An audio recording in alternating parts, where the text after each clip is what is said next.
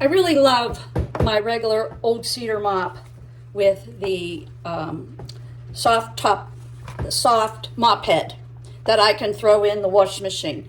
But sometimes it just doesn't get all the stains I need. So that's why I purchased the O-Cedar brush that will help me scrub the floor to get some of those stains out that I just can't get out with this mop. So let me just show you how easy it is. You just take this mop head, pull it off,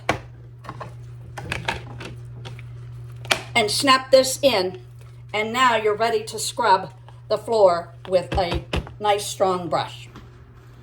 You take the brush, dunk it in your regular mop bucket, like so, and now these stains are easy to get up.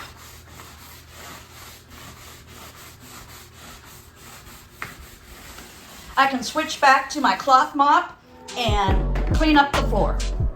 I really like my O-Cedar mop and the new brush head.